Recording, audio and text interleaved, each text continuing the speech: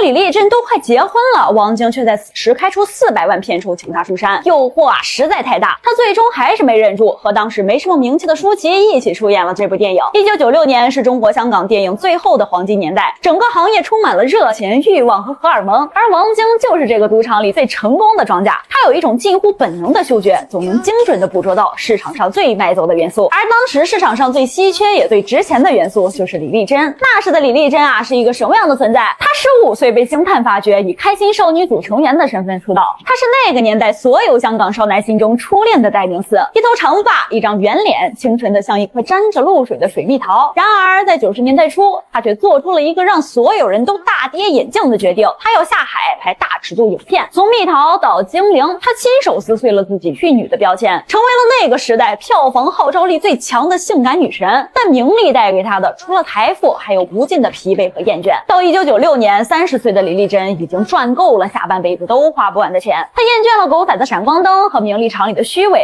她只想做一件事儿，隐退。她和当时的未婚夫音乐才子许愿已经试好了婚纱，他们计划在加拿大买一栋小木屋，从此过上滑雪、养狗、不问世事的日子。然而就在她一只脚已经踏出名利场的时候，王晶的电话打了过来。电话的内容啊，简单直接，且充满了无法抗拒的诱惑。真妹，最后一步就当给青春留个纪念，片酬400万。1996年的400万港币是一个什么样的概念？当时香港一个普通白领的年薪不到1万，这笔钱啊，可以在香港的半山买下1层豪宅，一个普通人靠它可以一辈子衣食无忧。这个价码像一个钩子，精准地勾住了李丽珍心里那点尚未完全熄灭的对名利的不舍。他拿着电话思考了3天，最终啊，他对未婚夫说，就这一部，拍完我就彻底退出。当李丽珍在隐退的边缘犹豫不决时，故事的另一位女主角舒淇才刚刚拿到她通往这个名利场的单程票。那一年啊，舒淇20岁，她从台湾来到香港，口袋里只揣着3000块港币和一张前途未卜的模特合约。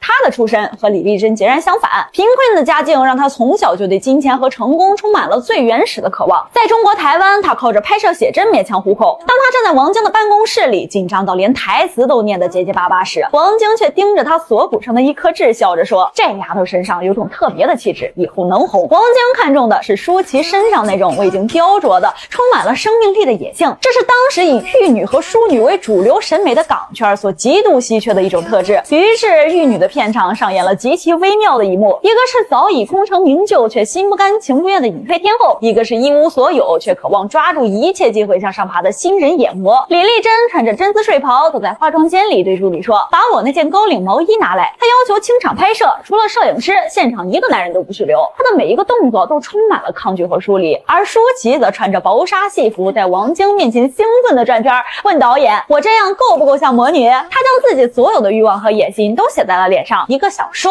一个想放。这两种截然不同的能量啊，在镜头里碰撞出了一种奇妙的化学反应，也共同成就了这部香港3级片史上无法被复制的绝唱。电影上映后啊，整个香港都轰动了，观众们疯狂地涌入电影院，他们好奇李丽珍和舒淇到底能牺牲到什么程度。票房一路从800万飙到1200万。在庆功宴上啊，王晶喝得满脸通红，他搂着舒淇的肩膀，当着全香港媒体的面宣布，下一个张曼玉就是她。而李丽珍则像一个局外人，悄悄地从后面走了。她的包里装着第2天飞往温哥华的机票，她以为自己终于可以逃离这一切了。然而她和所有人都低估了这张400万的入场券所带来的长尾效应。这部电影像一个人生的分水岭，将3个人的未来彻底引向了不同的方向。王晶收获了巨大的商业成功，他不仅赚得盆满钵满，更发掘了一位未来的国际影后，再次证明了自己无与伦比的商业眼光。舒淇开启了自己辉煌的演艺事业，她以这部电影为跳板，第2年就凭借《色情男女》拿下了香港金像奖的最佳女配角。她开始用一部又一部的作品证明自己的演技，最终啊，成为了一个备受尊敬的传奇。而李丽珍那段她无比向往的婚姻却只维持了4年。离婚那天，她的前夫在记者面前摔碎了一把吉他，说她心里永远想着拍戏。20多年后，59岁的李丽珍在 TVB 的剧集里扮演着各种妈妈类的角色，而舒淇则早已是各大国际电影节的常客。据说啊，有一次在一个慈善晚宴上，两人在洗手间偶然碰到，舒淇想上前打个招呼，而李丽珍却看着镜子里的自己轻声说了一句，我们这种女人最后要么成为传奇，要么成为别人的教训。这句话像一个迟到了20多年的判词儿，为那场1996年的世纪豪赌画上了一个令人唏嘘的句点。舒淇成为了那个传奇，而李丽珍则成为了那个教训。如今再回看那改变了3个人命运的400万，你很难用简单的对错去评判他们的选择。或许啊，在那个风云变幻的黄金时代，每一个身处其中的人都只是凭借着自己的本能，在时代的洪流里做出了当时自己认为最有利的选择而已。只是命运的馈赠早已在暗中标好了价格，而那张通往名利场的入场券，最终通向的究竟是天堂还是地狱？只有时间啊，才能给出最终的答案。